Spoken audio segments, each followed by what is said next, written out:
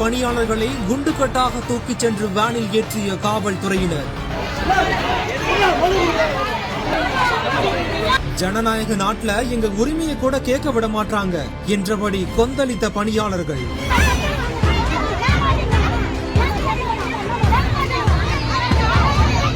தூய்மை பணியாளர்கள் அடுத்தடுத்து கைது செய்யப்பட்டதால் பரபரப்பு.